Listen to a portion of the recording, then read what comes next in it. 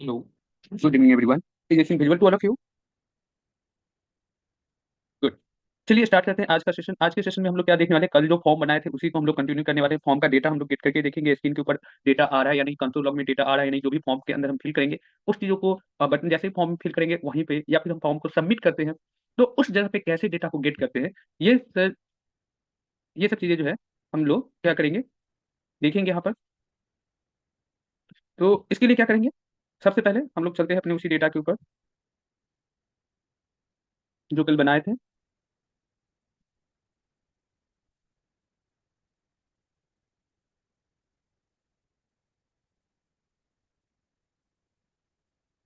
ये दिसंबर 2023 इसके अंदर सेवन रजिस्ट्रेशन को ओपन कर लेते हैं, फिर राइट क्लिक शो मोर ऑप्शन, उसके जस्ट बाद क्या करेंगे ओपन विथ कोड पर क्लिक करते हैं। जैसे ओपन विथ कोड पर क्लिक करेंगे हमारा फॉर्म ओपन हो किया जाएगा। फिर इसको ओपन करने के लिए हम लोग क्या करते हैं, एक चीज बताना, आप लोग को ये वर्ड वगैरह प्रॉपर्ली तो दिख रहा होता है ना, इसको जूम करने की कोई रिक्वायर तो नहीं है यहाँ पे।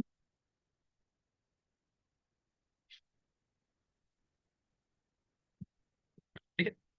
इसके अंदर हम लोग कल क्या देखे थे, फॉर्म को कैसे बनाते हैं, रिएक्ट बूटस्ट्रैप को इंस्टॉल किए, फॉन्ट ऑसम को ओपन किए, और जैसे react bootstrap and font awesome को हम लोग जैसे इंस्टॉल कर चुके हैं तो उसको क्या किए कि एक बटन के ऊपर टर्मिनल को हम लोग ओपन करते हैं, एक बटन के ऊपर फॉर्म बनाए और एक बटन के थ्रू हम मॉडल को कॉल करा रहे थे। तो बटन के अंदर क्या है कि ऑन क्लिक इवेंट अप्लाई कर दिए, जिसके अंदर सेट शो के थ्रू इसका फंक्शन क्या कर दिए हम लोग ट्रू कर दिए। अब देखिए इसके ऊपर हम जैसे npm स्टार्ट टाइप करते हैं,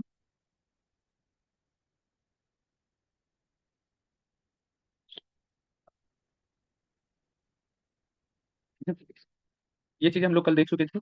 इसके अंदर फॉर्म के अंदर कुछ भी नाम वगैरह पुट करोगे और देखना यहाँ पे सबमिट का हम लोग यहाँ पे नहीं दिए, सबमिट भी तो जरूरी है। एक काम करो, एक बटन बना दो फॉर्म के अंदर ही, फॉर्म ग्रुप हो गया, बटन बनाना, button type equal to submit, और इस पर भी क्या करते हैं ऑन क्लिक पर क्लोज फंक्शन को कॉल कर देते हैं। क्यों? क्योंकि जब बटन को हम सबमिट कर देंगे तो हम तो चाहेंगे बटन सबमिट किए डेटा क्या और क्या हो, फॉर्म बंद हो जाना चाहिए। अगर ऐसा नहीं चाहते तो कोई फंक्शन कॉल मत करना। सभी को स्क्रीन स्टॉक हो रहा है क्या?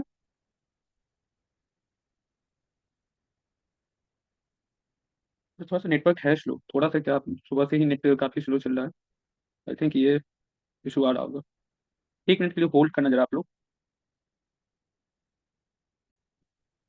हाँ, तो क्या बता रहे थे यहाँ पे हम लोग, ऐड यूजर पर जैसे क्लिक करोगे तो यहाँ से हमारा फॉर्म आ गया, बटन पे क्लिक करेंगे तो सबमिट आ जाना चाहिए। अच्छा, बटन का वैल्यू भी तो सबमिट हो, बटन का वैल्यू क्या करना चाहिए यहाँ पे, सबमिट दिखा, तो सबमिट दिखने के लिए हमें क्या करना चाहिए यहाँ पे, टाइप सही है बटन सबमिट, या इनपुट टाइप सबमिट डाल सकते हैं हम यहाँ पे। अगर हमें बटन नहीं लेना है तो इनपुट टाइप सबमिट डाल सकते हो, लेकिन ये होगी बटन बनने से ये पूरी बटन की तरह बिहेव करेगा। अच्छा, ऊपर में थोड़ा सा स्पेस नहीं है तो स्पेस के लिए क्या करेंगे यहाँ पे हम लोग एक बी आर टैग और सेल्फ क्लोज कर देना। कभी भी क्या होता है रिएक्ट के अंदर कोई भी टैग लिखोगे तो उसे सेल्फ क्लोज करना होता है। लाइन ब्रेक हो गया, थोड़ा सा स्पेस आ गया, या डिव के अंदर लिख देना, डिव के अंदर क्या, सॉरी फॉर्म ग्रुप के अंदर लिख देना तो स्पेस खुद ब खुद ले लेगा। एक फॉर्म ग्रुप के अंदर बटन को टाइप कर देना, फॉर्म डॉट ग्रुप, बटन को स्टार्ट करेंगे, फॉर्म ग्रुप को कंट्रोल एक्स टैब करते हैं।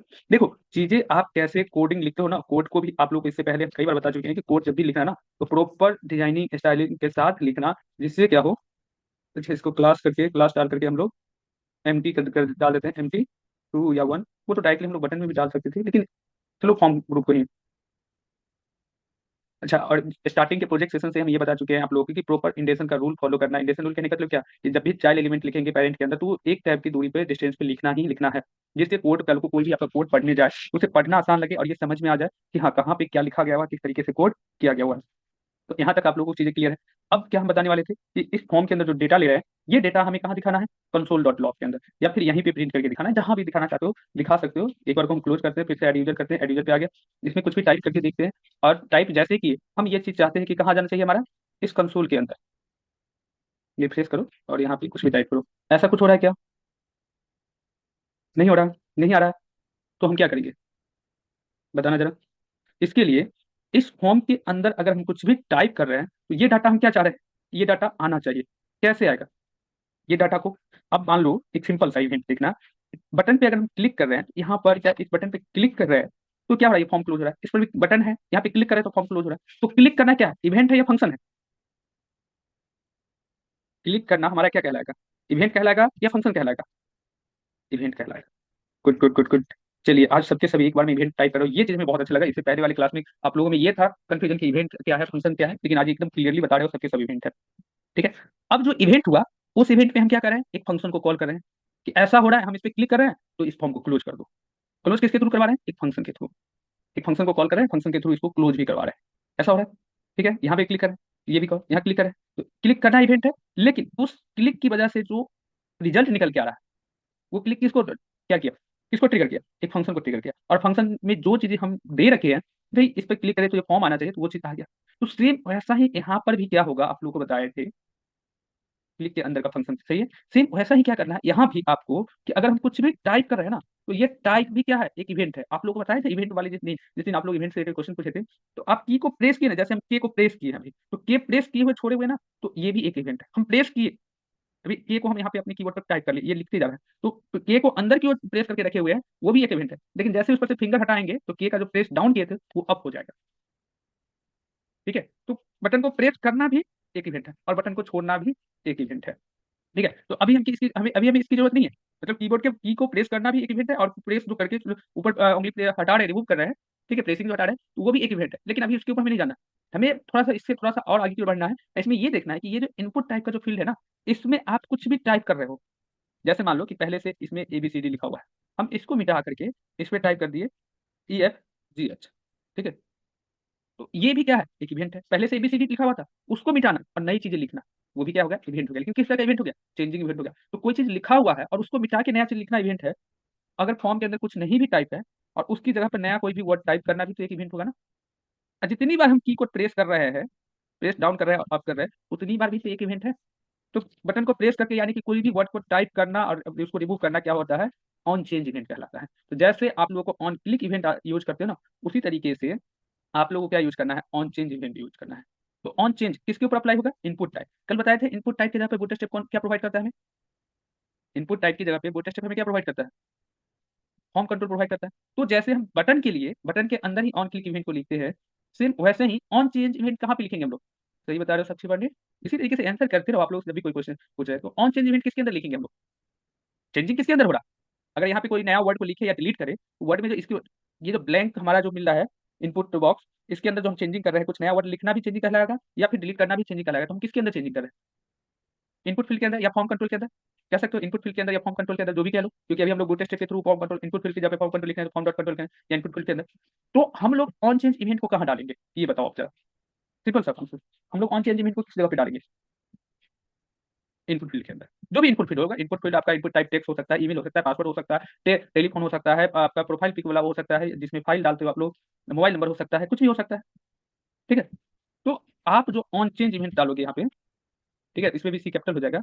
ऑन चेंज के अंदर जैसे हम ऑन क्लिक के अंदर किसी फंक्शन को कॉल करते हैं, ठीक है। अब देखो यहाँ पे तो कॉल बैक फंक्शन कॉल कर रखे हैं, लेकिन हमें क्या करना है, इससे पहले आप लोग देखिए थे डायरेक्टली ऊपर कोई फंक्शन डिफाइन करते तो केवल फंक्शन का नेम लिख देते थे, यहाँ पे फंक्शन को कॉल कर देते थे, उसके साथ ब्रैकेट शुरू बंद। तो हम भी चाहते हैं कि यहाँ पे एक फंक्शन हम कॉल कर ले, उस फंक्शन को ऊपर डिफाइन करेंगे, जिससे क्या हो कि इसमें जो भी चेंजिंग करेंगे वो चेंजिंग फंक्शन को रिफ्लेक्ट करेगा और फंक्शन उस चीजों को प्रिंट करके हमें दे देगा।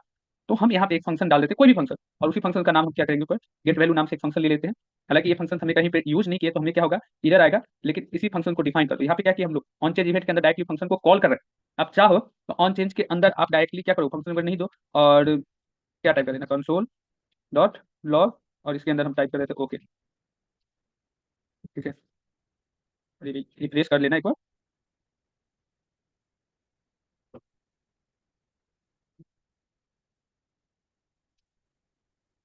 क्या हो रहा है, ABCD कुछ भी नहीं आ रहा।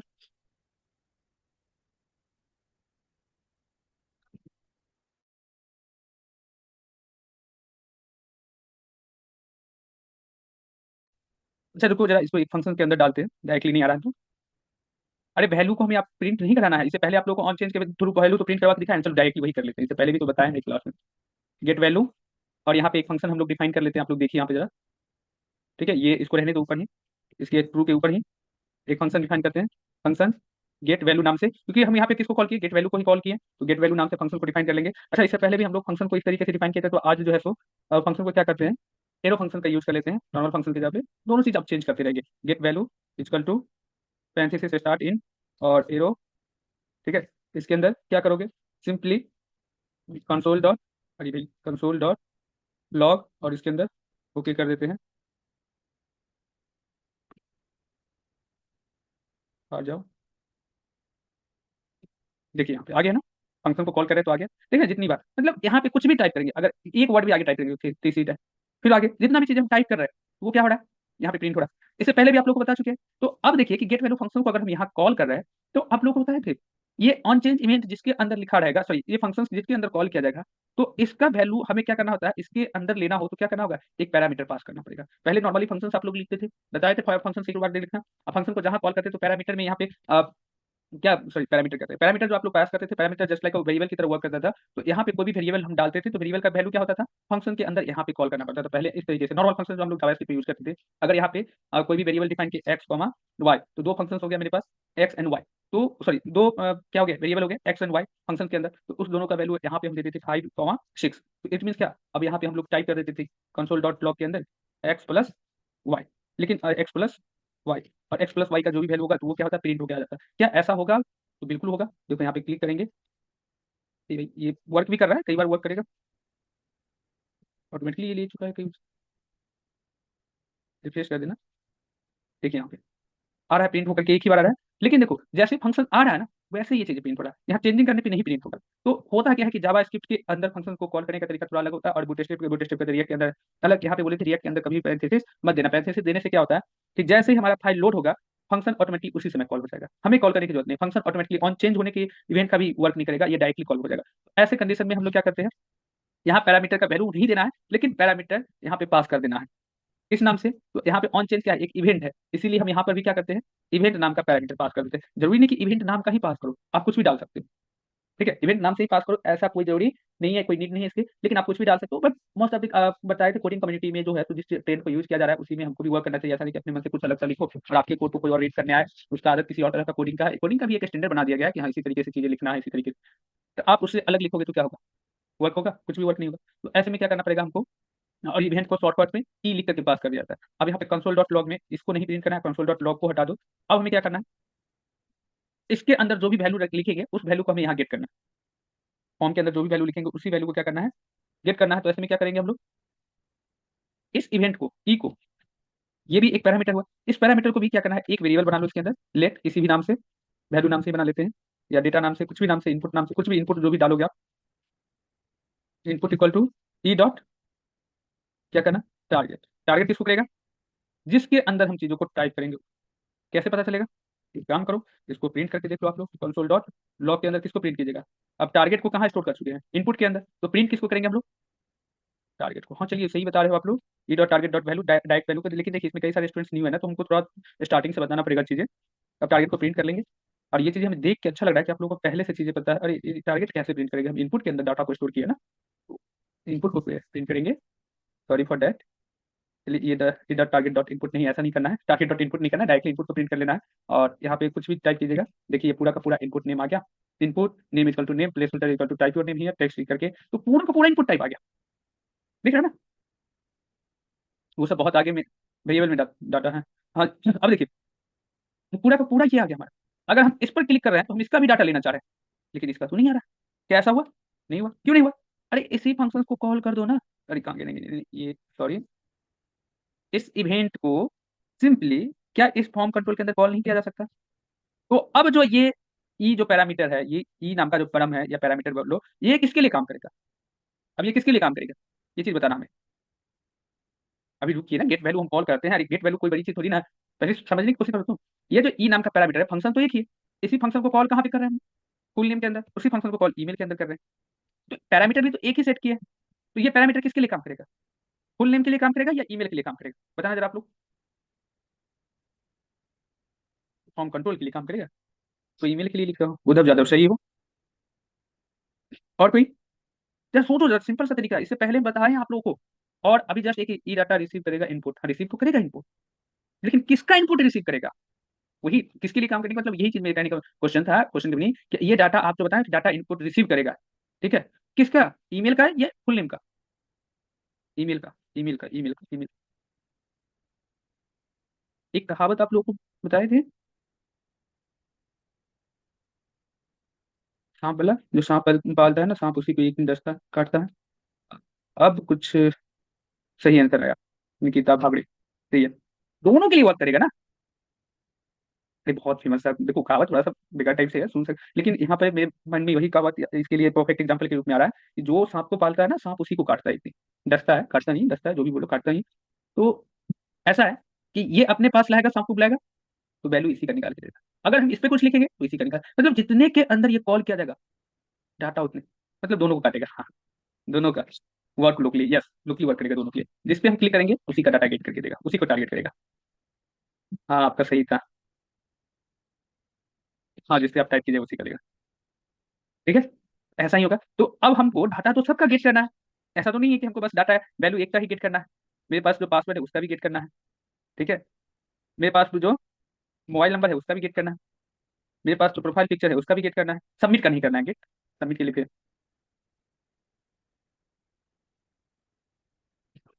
इतने भी बूढ़े नहीं है उधर ज्यादा।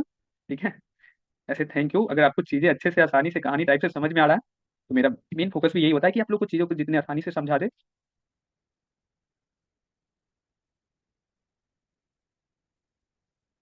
हाँ ट्राई करना पड़ता है वो, एक्चुअली बीएड वीएड में ना यही सब चीज बताया जाता है, जो ऐसे ही पढ़ाना है, ऐसे ही स्टोरी बोल बोल के पढ़ाना है, जितनी इजीली हो, थोड़ा सा फॉलो करना पड़ता है उसका। 2 साल बीएड में भी टाइम दिए हैं वहाँ पे ना।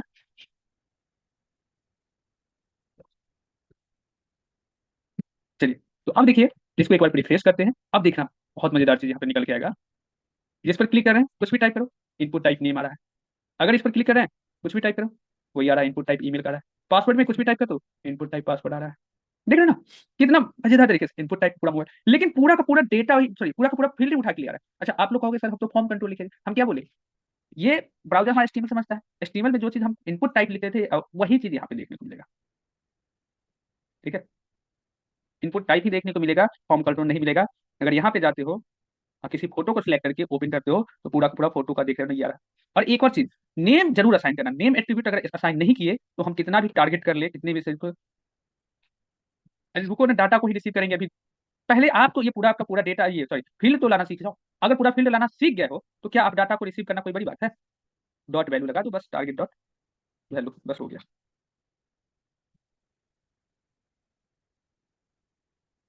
ठीक है, अब देखिए किस भी टाइप कीजिए, क्या आ रहा है, आया, ASDF आ गया, ईमेल आ गया, पासवर्ड जो भी टाइप किया आ गया, मोबाइल नंबर जो भी टाइप किया आ गया, प्रोफाइल जो भी पिक चूज किए आ गया। अब ये पूरा प्रोफाइल पिक का मेरा स्क्रीनशॉट का ये लिख के दिखा रहा है, जो किस पाथ के जब फेक पाथ ये लिख देता है, और स्क्रीनशॉट जो है तो पूरा उठा के ला के रखती है। ठीक है, तो अब आप लोगों को क्या हो गया, डेटा टू गेट कर ले, तो डेटा गेट करना सीख गया। लेकिन प्रॉब्लम क्या है कि हम जितनी बार टाइप ऐड करते जा रहे हैं, ए उसके बाद एस लिखे तो फिर एस एक साथ, फिर डी लिखे तो एस डी एक साथ, फिर एफ लिखे तो एस डी एफ एक साथ लिखा, हम एक साथ ही पूरी बातों को टाइप करके छोड़ देंगे, तो कैसा क्यों नहीं है। तो इसके लिए हम जब नेक्स्ट क्लास में पढ़ेंगे सबमिट वाले, उस पर देखेंगे। अभी एक चीज बताओ, यहाँ पे फोटो की जगह पे अगर हम प्रोफाइल पिक में कोई पिक चूज किया है तो वो पिक दिखा दे, पिक तो अभी नहीं दिखा पाओगे, लेकिन जितना पिक का केवल नेम है ना वही केवल हमें दिखा दे। हम ऐसा करना चाहते हैं तो कैसे प्रिंट करेंगे। अगर हम ऐसा प्रिंट करना चाहते हैं कि केवल यहाँ पे जो पिक इंसर्ट किए केवल पिक को दिखा दे, और फिर यहाँ पे जो पिक का दिखाएगा रिजल्ट उस पर क्लिक करेंगे ना, या न्यू टाइम में, तो पिक को न्यू टाइम में ओपन करके दिखा दे, पिक्चर डालेंगे। तो इसके लिए क्या करना, एक इफ कंडीशन अप्लाई कर देना। इसको हम रिफ्रेश करते हैं, इसको जरा रिफ्रेश कीजिएगा, और इसको कंसोल लॉग को यहाँ से हम आप लोगों के लिए क्या करते हैं, रहने देते हैं कमेंट करके, जिससे आप लोग जब प्रैक्टिस करना तो इस चीज़ को देख लेना। फिर देखो, अच्छा लेट नाम से अगर हम इनपुट को असाइन किए हैं, इनपुट के अंदर कोई इनपुट वेरिएबल बनाया है, लेट सॉरी लेट नाम से बोले, लेट के थ्रू अगर इनपुट वेरिएबल बनाया है, इनपुट नाम का कोई वेरिएबल बनाया है, इसका वैल्यू क्या असाइन करते हैं कि टारगेट के अंदर जो वैल्यू होगा वो वैल्यू इसको मिल जाए। अगर हम इसको फिर से रिप्लेस करना चाहें कि नहीं, इनपुट के अंदर कोई वैल्यू है उसको हम ब्लैंक में रिप्लेस करना चाहते हैं, तो क्या हम लिखेंगे,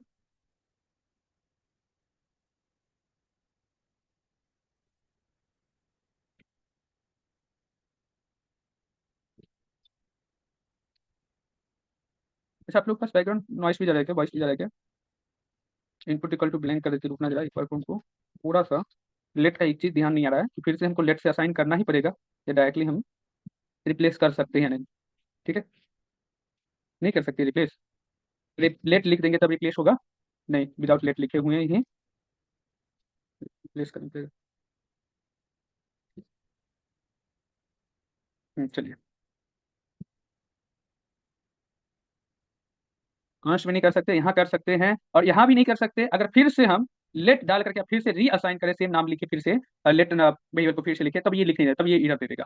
लेकिन विदाउट लेट कीवर्ड का यूज किए हम लिख रहे हैं, तो ये इसका मतलब क्या होता है कि एक बार जो वेरिएबल आप बना दियो लेट नाम से यही रहेगा, लेकिन अभी के लिए यहाँ पे डायरेक्टली उसी वेरिएबल के अंदर नया वैल्यू जो आएगा वो ब्लैंक आएगा, या कुछ भी हम टाइप कर दिए तो कंसोल डॉट लॉग में हम अगर इनपुट को डाल देते हैं तो वही आएगा। देख रहे हैं ना, एफ ए एस आ रहा है ना, हम जबकि कुछ और टाइप किए। अगर ये फिर से लेट डालते हैं तो ये एक डिफरेंस देखने को मिलता है लेट और वैर में। जबकि वैर में क्या था कि वैर नाम से फिर से हम असाइन कर सकते थे, वैर यहाँ डाले, अब फिर से हम वैर नाम से भी दोबारा फिर से रीअसाइन करें, इसको कोई फर्क नहीं पड़ेगा। तो रीअसाइन बार बार हम असाइन बोल रहे हैं, डिक्लेयर करें वैर के थ्रू ही डिक्लेयर करें फिर से नया वेरिएबल सेम नाम से, तो क्या होगा पहले वाले की जगह पे ये रिप्लेस कर देगा, जैसे लेट में भी हो रहा था। लेकिन लेट में क्या था कि दोबारा वैर कीवर्ड का यूज, सॉरी लेट कीवर्ड का यूज नहीं करना है, लेकिन वैर में दोबारा लेट वैर कीवर्ड का यूज कर भी सकते हैं और नहीं भी कर सकते हैं, कोई फर्क नहीं पड़ेगा। लेकिन लेट कब वर्क करेगा? हाँ मॉडिफाई कर सकते हैं, रीडिक्लेयर नहीं, एकदम सही आप लिखे हो, ऑन टाइप के विद अटेंडर बहुत सही लिखे हो, मॉडिफाई कर सकते हैं रीडिक्लेयर नहीं। तो आप इसको लेट ही रहने दो। अच्छा, हमें मेन मोटो मेरा यहाँ पे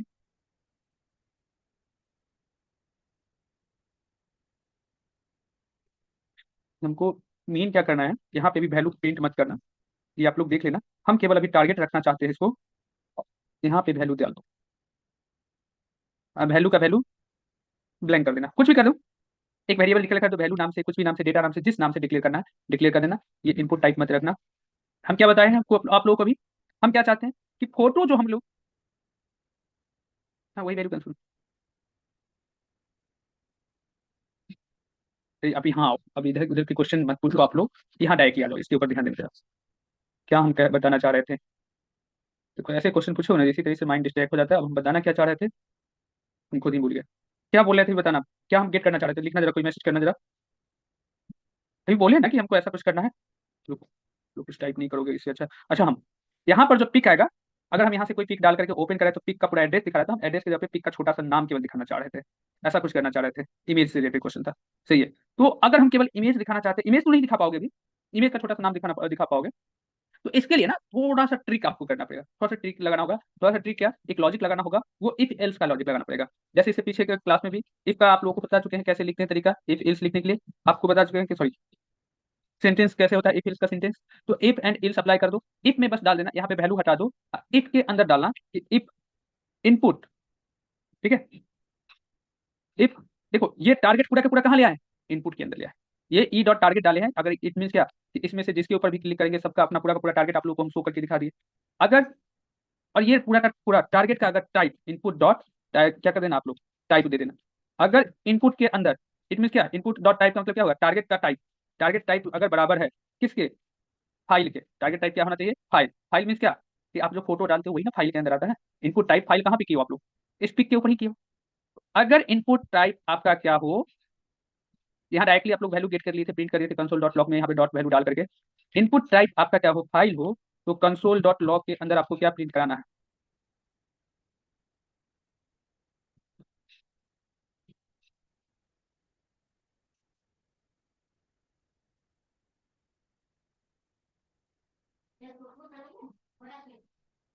कंसोल डॉट लॉग के अंदर ट्रिपल इक्वल टू नहीं, चलो डेटा टाइप हमको नहीं मैच करना है, करना चाहो डाल सकते हो, फोटो का नेम नहीं को जरा आप लोग,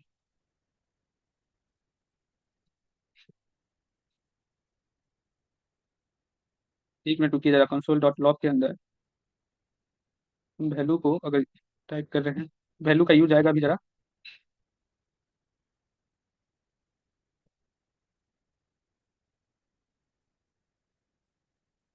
सिंपली एक काम करो, इनपुट को ही प्रिंट करेगा, लेकिन इनपुट के अंदर से फाइल्स, फाइल्स के अंदर से जीरो प्रिंट करेगा। अब हम बताते हैं इसका ये क्या है, आप लोग इसे समझोगे नहीं इसको जरा। अच्छा पहले हम प्रिंट करवा लेते हैं, उसके बाद हम आपको बताते हैं कैसे, तो या फिर इसके अंदर कंसोल डॉट लॉग में डायरेक्टली इनपुट डॉट वैल्यू को प्रिंट करा देते हैं। जरा एक बार को देखते हैं, मेरा रिजल्ट आ जाता है तो फिर इसको बताते हैं कैसे ये हुआ, ठीक है। एंड इसको सिलेक्ट करते हैं, ओपन करते हैं तो आ गया, ये एकदम सही है, स्क्रीन शॉट लिखा हुआ आ गया, बहुत सही है। Name equal to screenshot, इस तरीके से डाटा प्रिंट हो गया, चलिए सही है, सही है।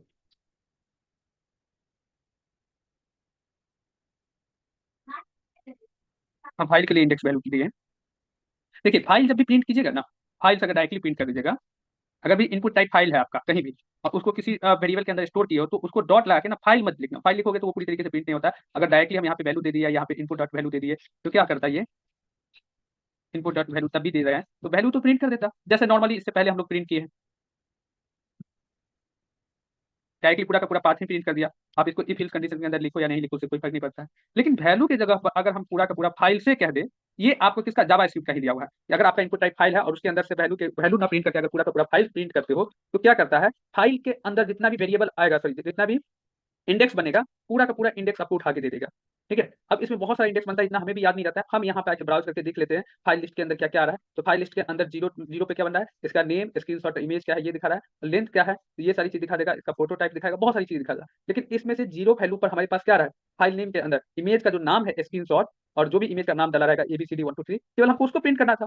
इसीलिए हम क्या किए, फाइल लिस्ट को अगर प्रिंट करना है, किसी भी इमेज का पूरा फाइल लिस्ट प्रिंट करना है, तो उसमें से हमको इंडेक्स जीरो पर जो वैल्यू आएगा ना, उसे प्रिंट करना। इंडेक्स जीरो पर क्या रहा है, केवल नेम आ रहा है, हमें केवल नेम को प्रिंट कराना था।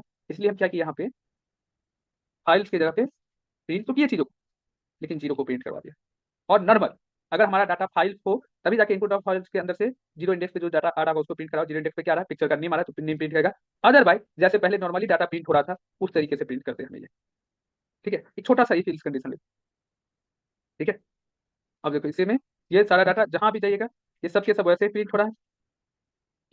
ठीक है, पूरा पासवर्ड आ गया, पूरा मोबाइल नंबर टाइप कर सकते हो, मोबाइल नंबर आ गया आपका। लेकिन जैसे ही हमारा पिक्चर आएगा, तो क्या करेगा, पिक्चर प्रिंट कर देगा। क्या किया हमारा, पिक्चर नहीं प्रिंट करेगा, पिक्चर का डायरेक्टली नेम प्रिंट कर देगा। अब नेम में भी ये बताएगा कि नेम पिक्चर का जो है सो फाइल नेम ये है। और एक और चीज, ये क्या कर रहा है आपका, एरे ऑफ ऑब्जेक्ट प्रिंट कर रहा है। ठीक है, ये क्या कर रहा है, एरे ऑफ ऑब्जेक्ट प्रिंट कर रहा है। तो एरे ऑफ ऑब्जेक्ट एक ऑब्जेक्ट बना के दिया जिसमें नेम नाम का एक प्रॉपर्टी है जिसका वैल्यू ये है, तो उसमें लास्ट मॉडिफाई नाम का पिक्चर क्या एक प्रॉपर्टी है, तो वो लास्ट मॉडिफाई कब किया गया, तो ये पूरा का पूरा दिखा रहा है कि लास्ट मॉडिफाई का एक कुछ सेंटेंस दे रखा है। लास्ट मॉडिफाइड डेट दे रहा है, कब किया गया, ट्यूजडे को, दिसंबर 12 दिसंबर 2023 को, यानी कि 12 दिसंबर को पिक्चर जो है मॉडिफाई किया गया या बनाया गया, जो भी इंडियन स्टैंडर्ड टाइम के अकॉर्डिंग बता रहा है। वेब किट रिलेटेड बात है, ये सब सारी चीजें हमें जानने की जरूरत नहीं है। आप चाहो तो इसको ब्राउज करके यहाँ से एक एक करके देख सकते हो, और भी डिटेल्स जितना देखना है। लेकिन हमको बस नेम को ध्यान में रखना है कि नेम को प्रिंट करवाना है, इसके अलावा और कुछ नहीं। अब देखना, आप लोग ये समझना चाह रहे थे कि इसको प्रिंट कैसे किए, एक बार फिर से इसको देखना है। तो सिंपली यहाँ आ जाओ, देखो अगर हम इफ एल्स कंडीशन नहीं लगाते, इफ एल्स कंडीशन नहीं लगाते, पूरे को हम कमेंट कर दिया आपके लिए, और डायरेक्टली हम क्या किए, कंसोल डॉट लॉग के अंदर किसको प्रिंट कर रहे हैं, जो भी इनपुट में आ रहा डाटा उसका वैल्यू प्रिंट कर रहे हैं, तो भी हमारा डाटा प्रिंट होता। ऐसा तो नहीं कि प्रिंट नहीं होता।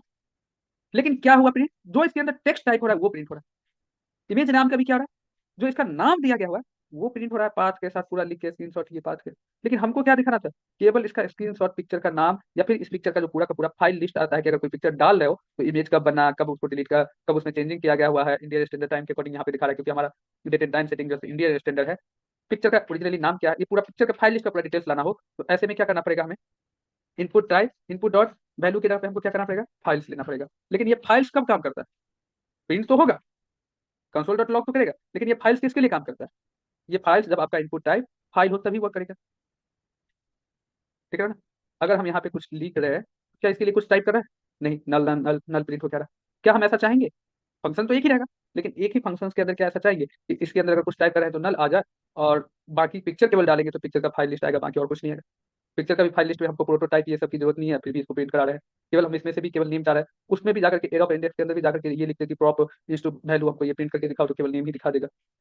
ठीक है, तो ऐसे कंडीशन से बचने के लिए, ये समय हमको नल नहीं आए, इससे बचने के लिए हम क्या किए कि डायरेक्ट वैल्यू को यहाँ पे गेट नहीं किया। अभी जो थोड़े टाइम पहले आप लोग बोले थे सर वैल्यू वैल्यू लिख के दिखाइए, हम वैल्यू को डायरेक्टली यहाँ नहीं गेट करके एक इफ इल्स नाम का कंडीशन डाल दिए, इसको हम रिमूव कर देते हैं। इफ इल्स कंडीशन को हम यूज करिए, इफ इल्स कंडीशन को हम यूज किए, और इफ इल्स के अंदर ये बता रहे हैं कि अगर input dot type equal to file हो, तो भाई इसको प्रिंट कर दो, इनपुट डॉट फाइल, यानी कि फाइल लिस्ट को प्रिंट कर दो। फाइल लिस्ट का भी वैल्यू कौन सा, जीरो इंडेक्स पे जो वैल्यू होगा उसको प्रिंट करो।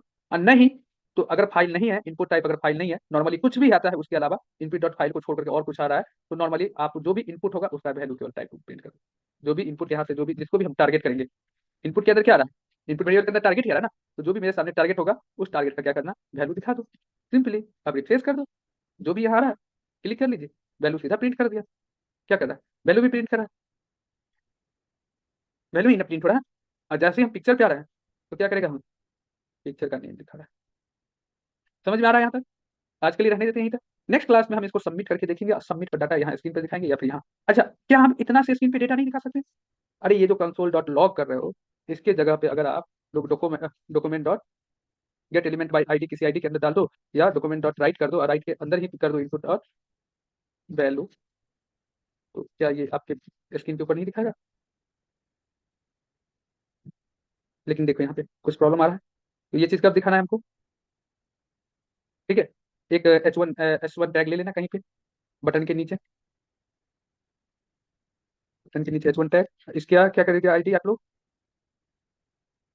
आईडी इक्वल टू कुछ भी डाल दीजिएगा और इस आईडी को यहाँ पे कॉल कर लीजिएगा, document dot get element by ID.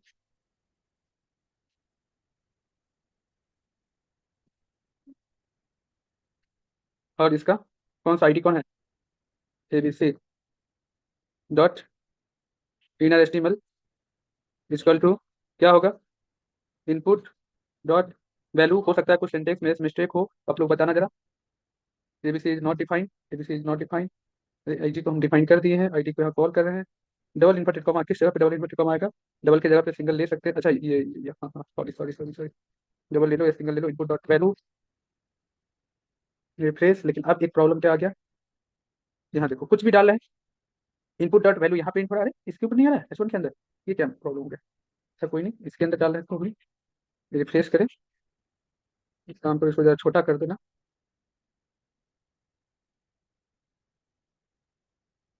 Input dot value कुछ तो आ रहा है, लेकिन बैकग्राउंड में क्या आ रहा है पता नहीं चलने दे रहा, डॉट वैल्यू नहीं आ रहा केवल। क्लोज होने से क्या होगा? अच्छा, वैल्यू को ये डायरेक्टली प्रिंट नहीं कर रहा है। एक काम करो, अरे रुको जरा, प्रिंट होगा ना, कैसे नहीं होगा? अब इस इनपुट डॉट वैल्यू को भी ना एक के वेरिएबल के अंदर स्टोर कर, plate val equal to input dot value आ जाएगा। और इसको कहाँ प्रिंट कर लेते हैं, इनपुट डॉट वैल्यू को, इसका वैल्यू क्या कर देंगे, फैर कर देते हैं। खुश, इस वैल्यू को कहाँ डाल दिए, इनर डॉट एचटीएमएल में। वर्क करेगा, करना चाहिए।